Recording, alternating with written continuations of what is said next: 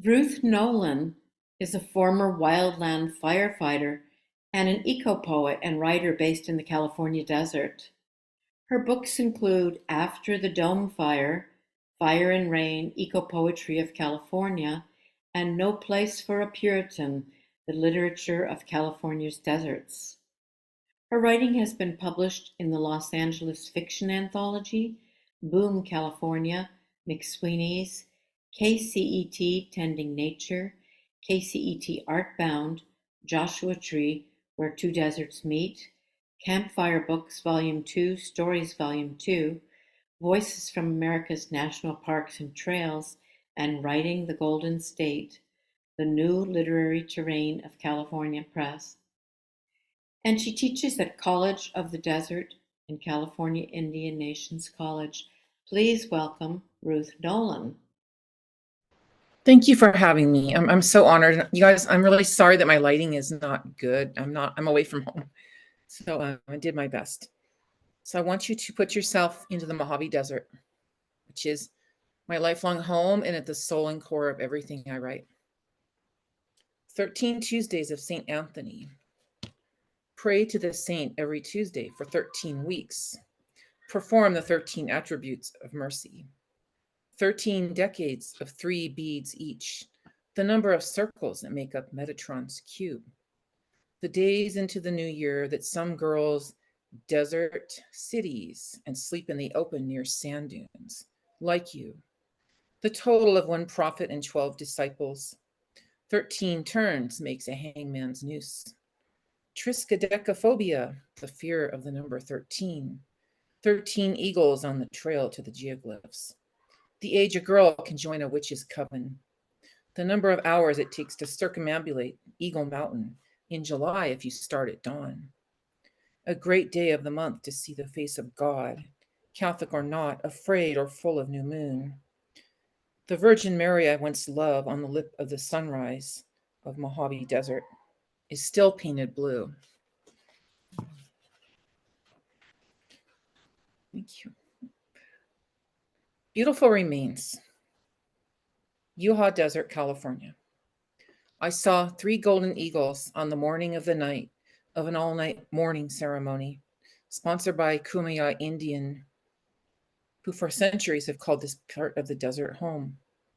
3 golden eagles on the night of a night-long mourning ceremony for the eagles being killed, for the tortoises being killed, for the tall ocotillo being killed, for all that is being sacrificed in the name of renewable energy.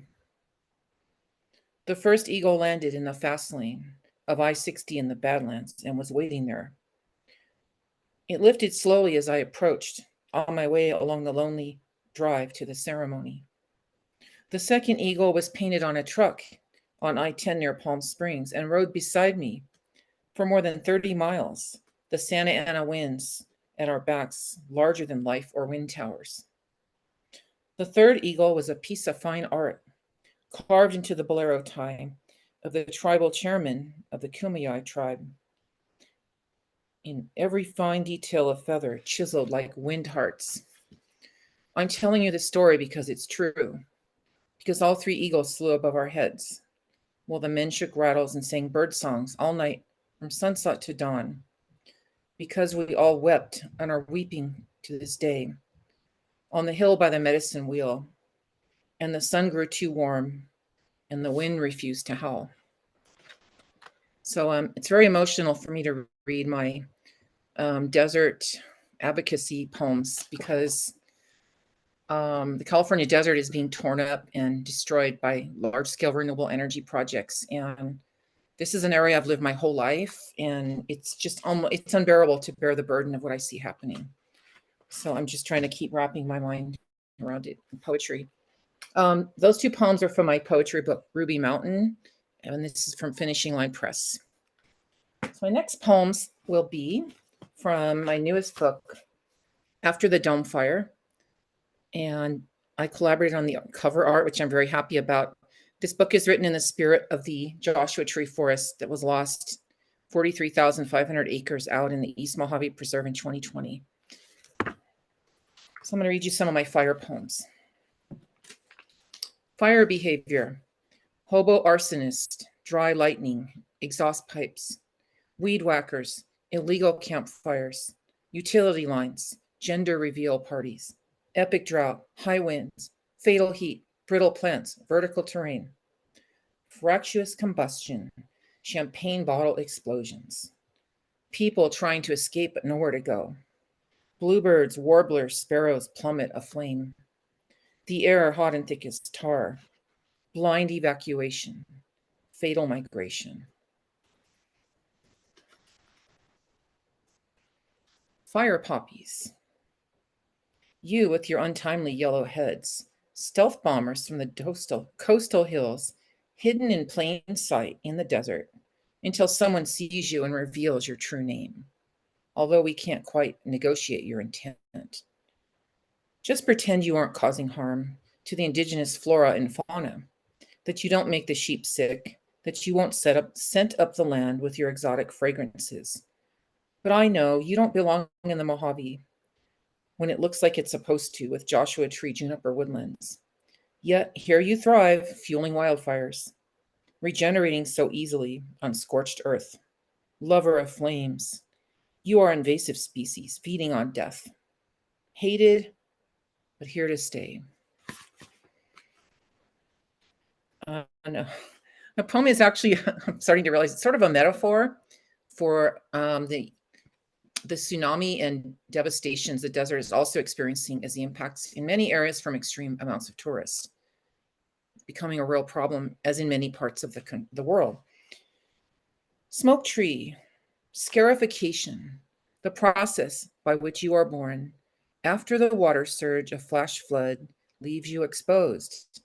Thin shoulder seed, you ache with song, boulder brutalities, scraping winds from the east lift you up from the dry wash into puffs of mint smoke, signifying fire, but not here.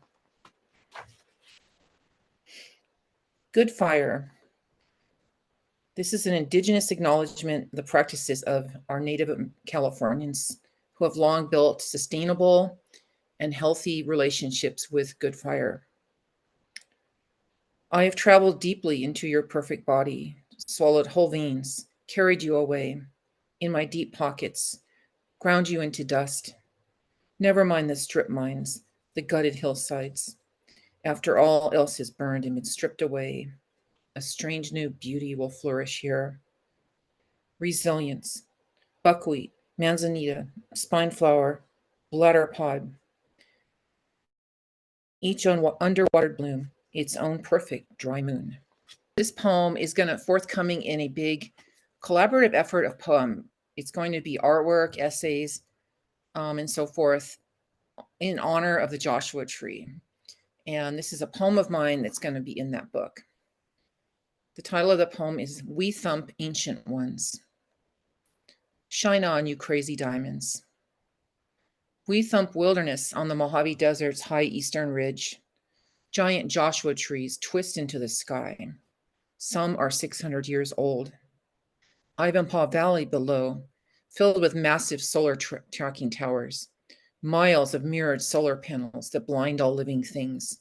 Just a few miles from the black ghost bodies of Joshua trees hovering like zombies on Sema Dome, 43,500 acres, the 2020 Dome Fire. In Paiute, we thump means ancient ones. Respect for age. Ivanpah means place of white clay, relationship with source. Thousands of acres of former desert wilderness now mimic the sun. Thousands of endangered California desert tortoise is now gone. The watery heat, a lying oasis of life, attracting large birds of prey, bald eagles, condors, red-tailed hawks who burst into flames. Anything getting too close is incinerated on the spot, and workers at Ivanpah laugh it away. Streamers, they say, that's how it looks. When anything daring to challenge is clear blading of sister Joshua trees, the smaller ones, along with ancient yucca cousins, dares to penetrate what the ancient ones cannot help but see. Perched and proud on their pedestal, survivors of centuries of heat and drought, silent observers of westward migration and life cycle of the progeny of the ancient giant sloth and years of cold and snow and yellow. brittle bush explosions across their low underbellies in slivers of time. Lovers and gamblers on Interstate 15 below, following the ancient paths, rushing to get married or divorced or gamble all the slots, oblivious to the nuanced stories bladed here and across the Mojave, being ripped up and plowed away for these big projects, shipping the power to cities far away. It's an old story. This isn't the first. These ancient ones have no choice but to silently witness their own demise.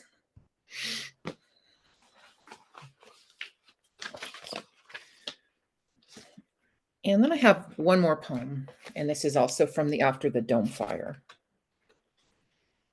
And this is called Fire Regime.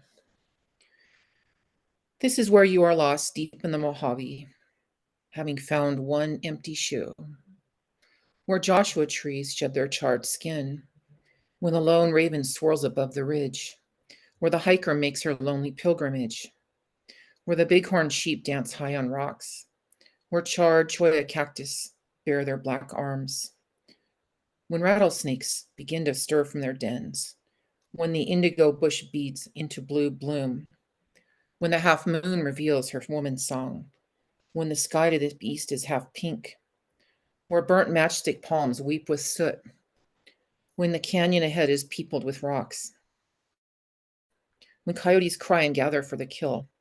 This is where the in-between worlds collide. This is where the desert and sea change guard. This is where time slows to a low tortoise crawl. This is where the western jay picks through scars. This is where lupin burns a brighter purple. This is where the sacred places reveal themselves after the fire has swept through. And this is where you are found deep in the Mojave, having lost another shoe. So thanks.